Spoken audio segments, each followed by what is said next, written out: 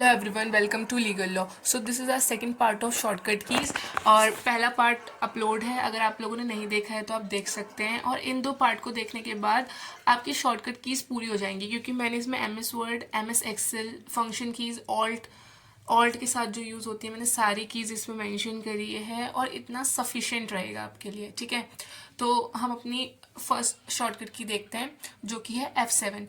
तो ये क्वेश्चन हमारा पिछली बार भी पूछा गया था कि F7 किस लिए यूज़ होती है। तो इसका आंसर है स्पेलिंग एंड ग्रामर चेक। मतलब जैसे हमने कोई पैराग्राफ पूरा लिखा है, ठीक है, और उसमें अब हमारी कोई स्पेलिंग मिस्टेक हुई, ग्रामर मिस्टेक हुई, अब हमें इतना तो नहीं पता चलेगा ना, तो हम इसको यूज़ करके हम देख सकते हैं कि हमारा क्या मिस्टेक हुई है। तो वो जहाँ हमारी मिस्टेक रहेगी कंप्यूटर के अकॉर्डिंग वो उसको हाईलाइट कर देगा, तो फिर उस अकॉर्डिंग हम उसको सही कर सकते हैं। ठीक है, अब F12 यूज़ होती है, ये भी इंपॉर्टेंट है। F12 यूज़ होती है सेव एज करने के लिए। मतलब सेव एज का क्या मतलब होता है, अगर कोई हमने फाइल पहले सेव करी हुई है, ठीक है, अगर हमने कोई फाइल पहले सेव करी हुई है और उसको हमें किसी और तरीके से सेव करना है, जैसे हमने किसी को वर्ड फॉर्मेट में सेव करा हुआ है, फिर हमें उसे पीडीएफ फॉर्मेट में सेव करना है, तो उसको हम सेव एज करके सेव करेंगे। मतलब एक बार हमारी कॉपी सेव हो चुकी है, पर हमें दूसरी बार किसी और फॉर्मेट में उसे सेव करना है। ठीक है, और फिर ऐसे ही हमारा आता है रीनेम। रीनेम होता है अगर हमें अपनी फाइल को कोई नेम देना है, जैसे जो हमारा जैसे हमने कोई 1 2 3 4 करके कोई फाइल सेव करी, पर हमें अब ये नेम नहीं चाहिए, हमें किसी और उसमें लिखना है, जैसे मान लो PDF, है ना, PDF 1 2 ऐसे करके कुछ लिखना है, तो हम F2 करके उस फाइल को रीनेम कर सकते हैं। तो ये इसलिए यूज़ होता है। ये इंपॉर्टेंट है, क्योंकि अगर उन्होंने F7 पूछा था तो वो ये भी पूछ सकते हैं। ठीक है, अब हम आते हैं control plus shift plus F6 पे। तो इसका इसका मतलब है स्विच बिटवीन वर्ड डॉक्यूमेंट। इसका क्या मतलब होता है, जैसे हम हमारे बहुत सारे डॉक्यूमेंट्स खुले हुए हैं या, ठीक है, लैपटॉप में, कंप्यूटर में, तो हम पहले इस डॉक्यूमेंट पे है, हमें इस वाले पे जाना है, ठीक है, हम इस वाले पे हैं तो हमें इस पे जाना है। तो ये कैसे स्विच होगा, तो हम इस शॉर्टकट की से वो स्विच कर सकते हैं। ठीक है, उसके बाद फिर हमारा क्या आता है, हमारा आता है ऑल्ट शिफ्ट प्लस 5। तो ये स्ट्राइक थ्रो के लिए, जैसे कॉपीराइट सिंबल वाले पूछते हैं तो स्ट्राइक थ्रो वाला भी पूछ सकते हैं। ठीक है, ये ऐसी शॉर्टकट कीज़ हैं जो आने के चांसेस रहते हैं, क्योंकि ये वाला भी बहुत सारे एग्जाम्स में पूछा गया है कॉपीराइट का, जो alt plus control plus C है। ठीक है, और शायद ये 2024 में भी पूछा था। और ऐसे ही ऑल्ट शिफ्ट प्लस 5 अगर करोगे तो स्ट्राइक थ्रू होता है MS वर्ड में, और अगर हमें एक्सेल में करना है ना, तो इसकी जो शॉर्टकट की है वो है कंट्रोल प्लस 5। ये आप याद रख सकते हैं। और चेंज केस क्या होता है, अब आपको पता होगा हमारे कितने चेंज केस होते हैं, हमारे 5 चेंज केस होते हैं। ठीक है, उनके नाम आप कमेंट सेक्शन में बता दो। और उसके लिए क्या शॉर्टकट की होती है, उसके लिए शिफ्ट प्लस F3 होती है। ठीक है, अब हमारा जो नेक्स्ट है वो क्या है, सबस्क्रिप्ट। अब अगर हमें सबस्क्रिप्ट, आपको पता होगा सबस्क्रिप्ट क्या होती है, जैसे हमने कोई यहाँ पे ये 4 लिखा है, ठीक है, कोई नंबर लिखा है और इसके नीचे हमें कुछ करना है, हम फ़ोन नहीं लेते, हम, आपको सबको पता होगा ये, तो अगर हम ऐसे लिखते हैं H2O, तो ये जो ये यहाँ आ रहा है ना, ये सबस्क्रिप्ट में लिखा हुआ है, मतलब नीचे लिखा हुआ है। ठीक है, तो इसको करने की शॉर्टकट की होती है, जिस चीज़ को आपको सबस्क्रिप्ट में लाना है उसको आप सिलेक्ट करो, फिर आप कंट्रोल प्लस इक्वल प्रेस करो तो वो सबस्क्रिप्ट में चला जाएगा। ऐसे सुपरस्क्रिप्ट क्या होती है, अब जैसे ये है 4 लिखा है, हमें इसकी कोई पावर देनी है, ये 2 है, मतलब ऊपर की साइड लिखना है, ये तो नीचे की साइड होता है, अगर हमें ऊपर की साइड लिखना है वो सुपरस्क्रिप्ट होगी।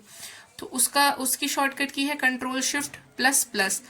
और अगर इसी की तरह करना है सबस्क्रिप्ट की तरह, तो control plus shift plus equal. तो ये कुछ ऐसी शॉर्टकट कीज़ हैं जो आपको पता होनी चाहिए, क्योंकि ये आ सकती है सुपरस्क्रिप्ट सबस्क्रिप्ट, ये पूछे जाने के चांसेस हैं। ठीक है, अब हमारा नेक्स्ट है शिफ्ट प्लस F7।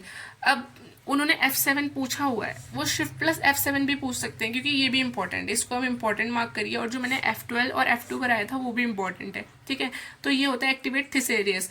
इससे क्या होता है, इससे हमारा एक कंप्यूटर में डिक्शनरी खुलती है, ठीक है, जिसमें हम उस किसी वर्ड के, जो हमने वर्ड सेलेक्ट करा है उसके हम एंटोनिम सिनोनिम देख सकते हैं, कुछ भी देख सकते हैं। तो ये इसलिए यूज़ होता है। ठीक, हमारा आता है ऑल्ट प्लस F8, जो कि है मैक्रोस के लिए। ठीक है, मैक्रोस क्या होता है, मैक्रोस एक रिकॉर्डिंग टूल होता है, जैसे हम वर्ड डॉक्यूमेंट में कोई भी काम कर रहे हैं, कोई चीज़, कोई फॉर्मूला बार बार हमारा यूज़ हो रहा है, ठीक है, हमें उसी सेम चीज़ को हर जगह रिपीट करना है, तो हम उसे बार बार लिखने से बच सकते हैं। तो अगर हम ऑल्ट प्लस F8 करेंगे ना, तो जो हम एक बार जो हम स्टेप कर रहे हैं ना फॉलो, वो उसमें रिकॉर्ड हो जाएगा। फिर हम उसे किसी नेम से, किसी कोड से सेव कर सकते हैं, और जब हमें दोबारा वही चीज़ रिपीट करनी है ना, तो हम इसका यूज़ करके वो सेम चीज़ बिना दोबारा करे रिपीट कर सकते हैं, क्योंकि वो रिकॉर्ड हो चुका होता है। ठीक है, फिर अब हमारा है रेपटेक्स। रेपटेक्स क्या होता है? इसकी शॉर्टकट की है Alt plus H plus W। ठीक है, तो इसका मतलब क्या होता है? जैसे अगर कोई चीज़ है हमारी यहाँ लाइन बाय लाइन आ रही है ना, एक लाइन के नीचे दूसरी लाइन, दूसरी लाइन के नीचे तीसरी लाइन, तो ये हमारी रेपटेक्स की वजह से आ रही है। अगर रेपटेक्स ना हो तो ये एक सीधी लाइन में चलता जाएगा, ये नेवर एंडिंग प्रोसेस हो जाएगा। ठीक है, पर अगर ये एक के नीचे एक आ रहा है ना, तो वो रेपटेक्स की वजह से आ रहा है, तो इसकी ये शॉर्टकट की होती है। ये भी इंपॉर्टेंट है, आ सकती है। ठीक है, और आपको पता है जैसे हमारा कंप्यूटर हैंग मारता है, या हम यूज़ करने से पहले स्टार्ट करने के बाद उसको रिफ्रेश करते हैं। ठीक है, तो वो हमारा किस उससे होता है? वो हमारा F5 से होता है। इससे हम रिफ्रेश कर सकते हैं किसी चीज़ को। और अगर हम क्रोम ब्राउज़र में हैं तो फ़ोन में तो हम हाथ से उसको नीचे की तरफ खींचते हैं तो वो रीलोड हो जाता है, पर अगर हम क्रोम ब्राउज़र में या गूगल पे लैपटॉप पीसी में है ना, तो हम उसे F5 करके रीलोड कर सकते हैं। फिर ऐसे ही हमारा क्या आता है, ऐसे ही हमारा F11 है, वो किस लिए यूज़ होता है? ओपन और क्लोज फुल स्क्रीन मोड। जैसे हम कोई चीज़ देख रहे हैं, कोई वीडियो देख रहे हैं, ठीक है, वो छोटी स्क्रीन में आ रही है, हमें उसे फुल स्क्रीन करना है, तो हम F11 का यूज़ करेंगे। अगर हमें उसे फुल स्क्रीन से हटाना है तो भी हम F11 का यूज़ करेंगे। ये तो हमारा नॉर्मल है। ठीक है, और हमारा फिर हमारा अगर ये MS एक्सेल में हमें यूज़ करना है, तो MS एक्सेल में अगर हम F1 यूज़ करेंगे तो वो हमारा चार्ट, मतलब अगर कोई चार्ट इंसर्ट करना है MS एक्सेल में तो हम F11 यूज़ करेंगे। ठीक है, और ये वाली शॉर्टकट की जो है बुक मार्क की, ये भी बहुत पूछी गई है। अगर हमें कोई चीज़ बुक मार्क करनी है, मतलब कि हम जैसे कोई बुक पढ़ रहे हैं, ठीक है, और उसमें एक धागा होता है ना कि इस पेज पे आप लगा दो कि बाद में आपको यहीं से पढ़ना है, आपको पता चल जाएगा, तो वो बुक मार्क है। ऐसे ही अगर हमें कंप्यूटर में कोई चीज़ बुक मार्क करनी है तो हम उसे कंट्रोल D करके करेंगे। फिर अभी वेब ब्राउज़र, मैंने इसमें वेब ब्राउज़र और बहुत सारी बीच बीच में ऐड कर दी है, क्योंकि ये A to Z के बीच में तो आई नहीं है, तो जो बाकी बच गई है ना, तो वो मैंने सब इसमें ऐड कर दिया है। तो ये कोई सिस्टमेटिक फॉर्म में नहीं है, पर आप इसको देख लेना। ठीक है, फिर अगर हमें ये इसमें कंट्रोल H क्या होता है? अगर कोई सर्च हिस्ट्री ओपन करनी है वेब ब्राउज़र की तो कंट्रोल H दबाएंगे।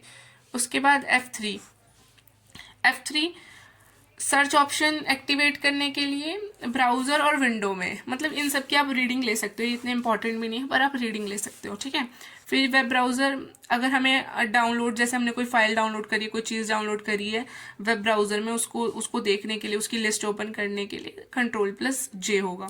ठीक है, फिर जैसे हमें ऊपर अभी हमने देखा कि वर्ड डॉक्यूमेंट में एक मूव करने के लिए इधर से उधर, तो हम एक शॉर्टकट की यूज़ करते हैं। वैसे ओपन एप्लीकेशन में मूव करने के लिए हम Alt+Tab यूज़ करते हैं। ठीक है, इसकी भी आप एक रीडिंग ले सकते हो बस।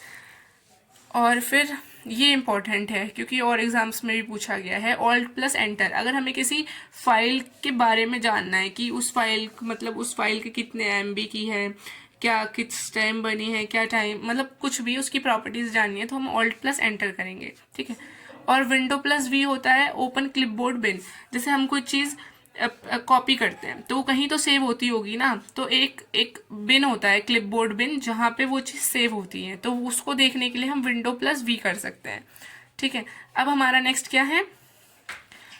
ये इसका तो आपको पता होगा, मैंने पिछली वीडियो में भी बताया था कि अगर कोई फाइल फोल्डर है उसको अगर हमें क्लोज करना है तो हम Alt+F4 करेंगे। और एक और होता है इसका जो मैंने फर्स्ट पार्ट में बताया था, कंट्रोल+W। तो ये दोनों इंपॉर्टेंट है, बल्कि ये ज़्यादा इंपॉर्टेंट है। ठीक है, फिर हमारा क्या है नेक्स्ट?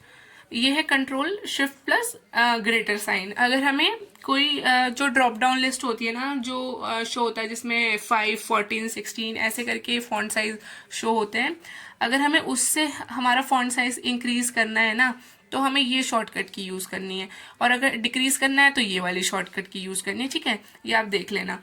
फिर पेस्ट स्पेशल की ये शॉर्टकट की होती है Ctrl+Alt+V, और नहीं तो Alt+E+S। तो इसको भी आप देख सकते हो। ठीक है, और पेस्ट करने की क्या शॉर्टकट की बताई थी Ctrl+V के अलावा, वो भी आप बताना कमेंट सेक्शन में।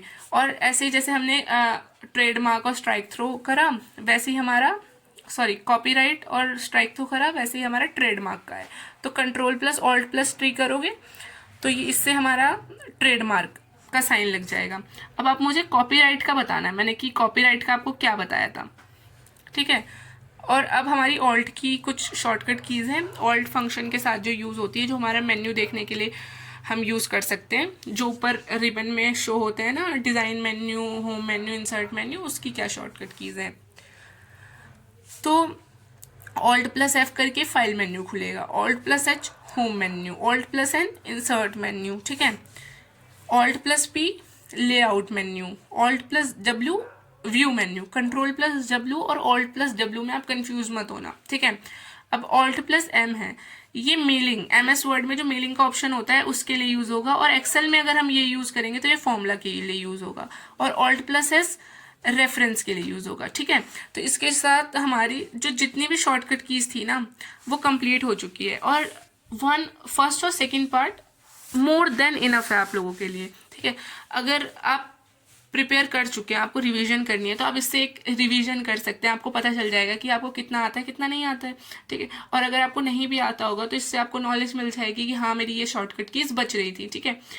तो बहुत मतलब जैसे फंक्शन कीज और ये सारी कीज, जैसे हो गया कंट्रोल वाली कीज, हर जगह आपको मिलेगी, पर ये कुछ मैंने सर्च करके इसमें डाली थी जो मैंने भी पढ़ी थी। तो मतलब इतना हमें नॉलेज होनी चाहिए, क्योंकि हमें नहीं पता ना वो क्या कब कैसे पूछ ले, तो इसलिए हमें हर चीज़ के लिए प्रिपेयर होना चाहिए। तो guys all the best, see you in next video. तब तक ये सब रिवाइज कर लेना आप लोग।